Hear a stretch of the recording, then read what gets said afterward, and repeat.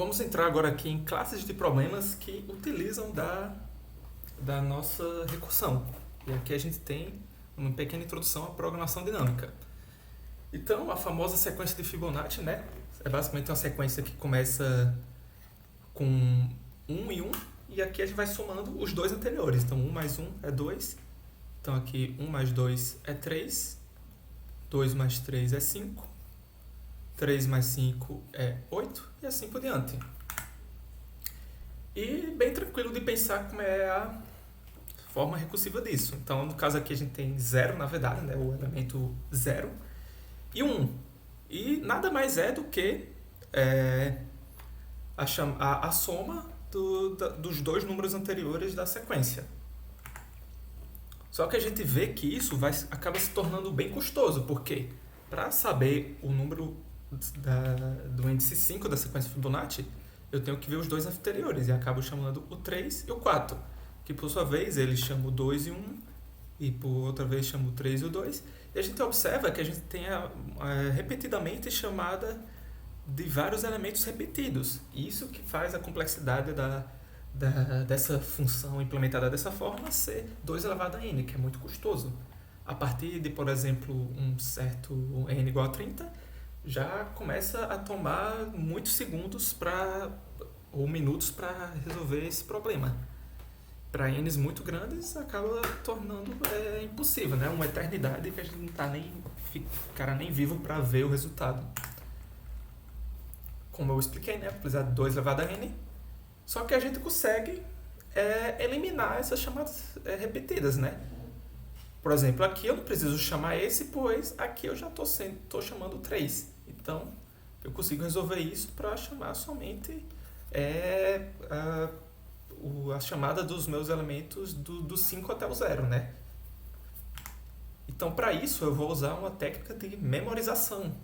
Ou seja, eu vou definir aqui um max n, que é um valor máximo esperado para aquele problema que eu estou tentando resolver. Então, aqui eu estou dizendo que eu não vou lidar com valores maiores que 1 milhão, e eu vou criar um array com 1 milhão de posições, que vai ser justamente a memória que eu estou trabalhando. Então, a função ficou quase a mesma, só que eu estou adicionando aqui a camada da memorização, que basicamente diz que se o meu número na memória for diferente de 0, né, ou seja, entrou alguma memorização lá dentro, eu vou retornar ele. Não preciso ficar perdendo tempo calculando repetidas vezes a mesma coisa. Aqui são os casos bases iguais, né, os dois primeiros números da sequência. E aqui eu vou retornar exatamente a mesma coisa, só que alocando isso para a minha memória no elemento n.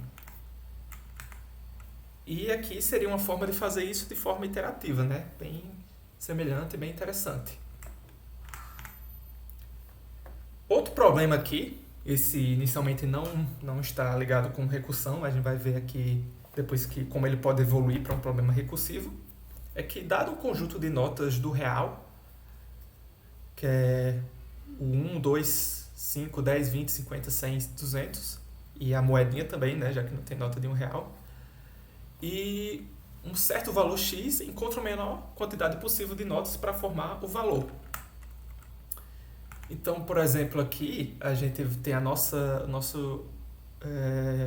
lista dos valores, do maior para o menor, e basicamente ele vai fazer aqui um processo iterativo guloso, onde ele vai ter aqui a quantidade, né, iniciada em 0, e basicamente ele vai pegar o máximo possível que eu consigo alocar com a quantidade atual. Por exemplo, se eu tenho aqui 350, quando eu estiver no 200, a quantidade ele vai botar que eu só consigo 200.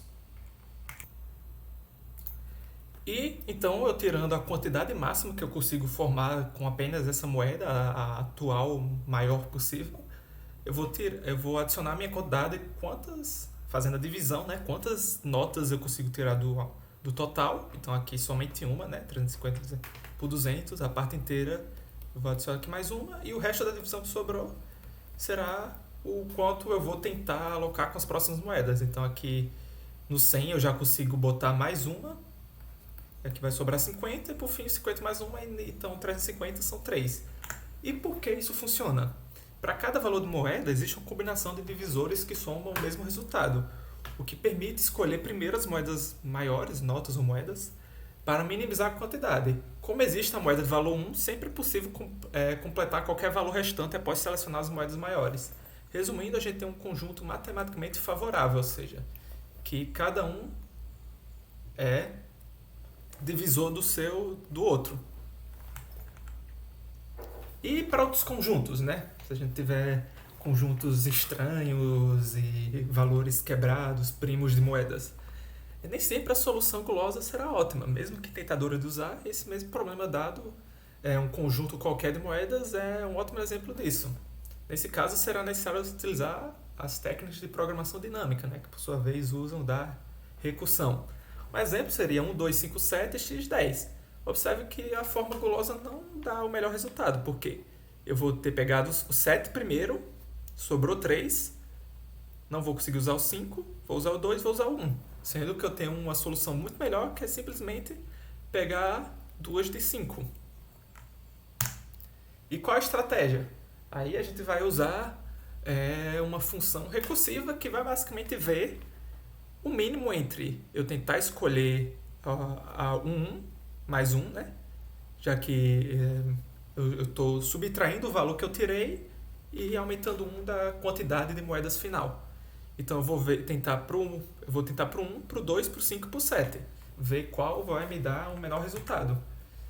E essa é a nossa estrutura recursiva. Se x menor que 0 é infinito, né? A gente não tem como ter menos 5 reais. Se for 0 é 0, né? Se eu preciso de 0, eu não preciso dar nada.